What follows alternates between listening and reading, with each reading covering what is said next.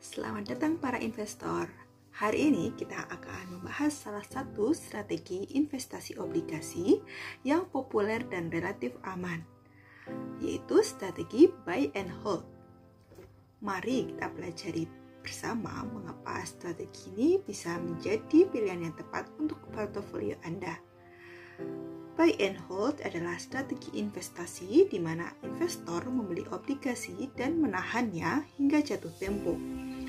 Berbeda dengan trading aktif, strategi ini berfokus pada pendapatan tetap dari kupon dan pengembalian pokok di akhir periode, bukan dari capital gain jangka pendek.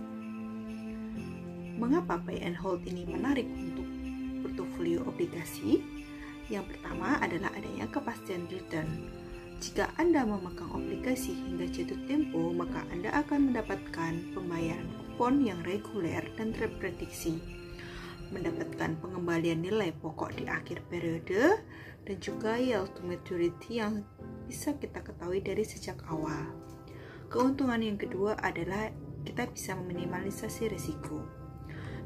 Kita terhindar dari volatilitas harga pasar, tidak terpengaruh adanya fluktuasi suku bunga jangka pendek, dan juga kita dapat mengurangi adanya biaya transaksi. Nah, bagaimana menerapkan strategi ini dengan efektif? Langkah kita pertama adalah menganalisis kebutuhan. Kita harus bisa menentukan tujuan investasi kita, menetapkan horizon waktunya, dan juga menyesuaikan dengan kebutuhan likuiditas. Langkah kedua yaitu menseleksi obligasi. Kita harus memeriksa kredit rating penerbit obligasinya, menyesuaikan tenor dengan kebutuhan, serta mengevaluasi tingkat kupon.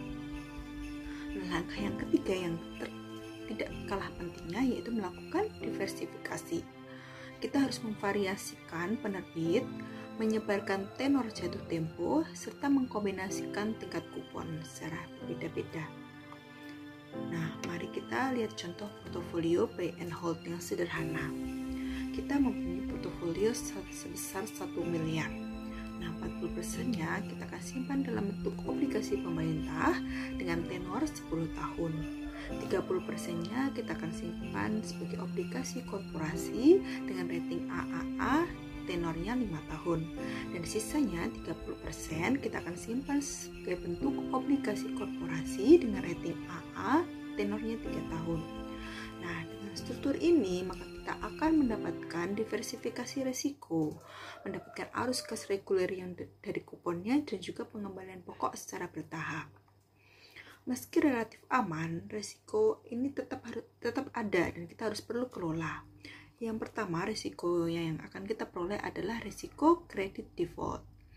Nah, kita harus memilih penerbit yang berkualitas dan juga memonitor kinerja dari penerbit tersebut, dan tidak lupa melakukan diversifikasi portofolio. Nah, kemungkinan risiko yang kedua yaitu risiko likuiditas. Nah, kita harus menyisihkan dana darurat apabila nanti akan terjadi hal-hal yang tidak kita inginkan. Nah, kita harus melakukan pembelian secara bertahap dan melakukan pemeriksaan tentang struktur ladder maturity. Nah, risiko yang ketiga yang kemungkinan kita akan terima yaitu risiko reinvestasi. Maka kita harus merencanakan reinvestasi kupon, mempertimbangkan suku bunga masa depannya, dan kita harus menyiapkan alternatif investasi. Nah, tips sukses ini kita akan bagikan untuk Anda yang ingin menjalankan strategi buy and hold. Nah, strategi yang pertama yaitu kita harus melakukan due diligence mendalam. Yang kedua, kita harus membangun portofolio secara bertahap dan mendokumentasikan semua transaksinya dengan rapi, dan juga tidak lupa mereview portofolio tersebut secara berkala, dan juga tetap melakukan update terkait kondisi pasar yang ada. Dan tidak lupa kita harus menyiapkan rencana darurat apabila terjadi hal-hal yang tidak kita inginkan. Nah, sebagai kesimpulan bahwa strategi buy and hold adalah pilihan yang tepat bagi investor yang menginginkan adanya pendapatan tetap jangka panjang, risiko yang terukur, dan juga manajemen portofolio yang lebih mudah. Jangan lupa like video ini, subscribe channel kami, dan bagikan ke sesama investor.